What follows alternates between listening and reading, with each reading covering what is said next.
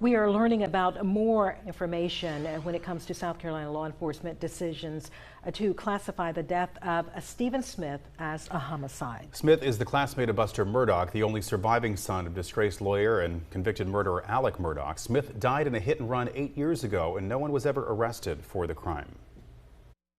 I'm a mother. I need answers. Based upon their review of the forensic evidence, that they too are convinced that this was not a hit and run, that this was something more. And WSAV's Andrew Davis is looking into the new developments in the Smith case and if the Murdaugh family could be tied to this investigation. He is joining us live now from our Low Country newsroom.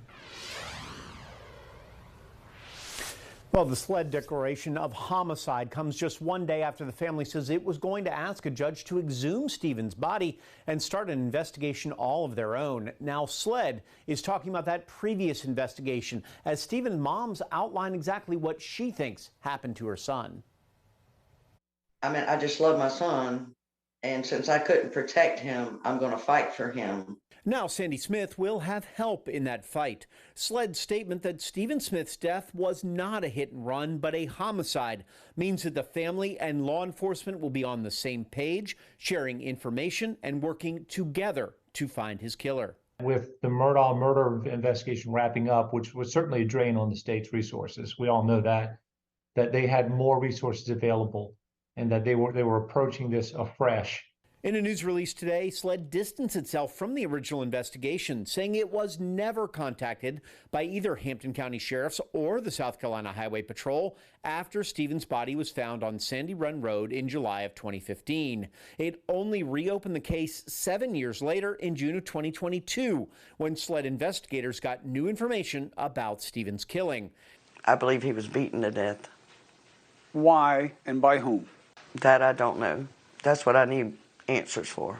I think it was a hate crime. I think, Stephen was a very courageous young man to live an openly gay lifestyle in the low country of South Carolina in 2015. While many questions still remain about what happened that night to Stephen, USC law professor and former prosecutor Joe McCullough says SLED needs to also focus on another mystery. What happened to the investigation in the first place? Why, if I should say, people involved in the original investigation steered this thing away, this investigation, in the direction of an accident and away from a possible homicide.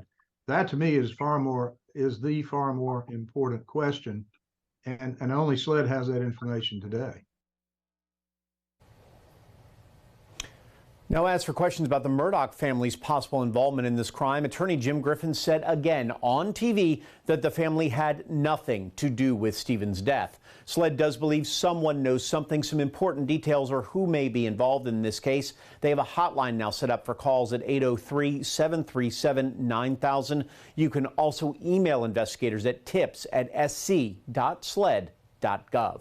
Andrew Davis, WSAV News 3 on your side. Andrew, thank you.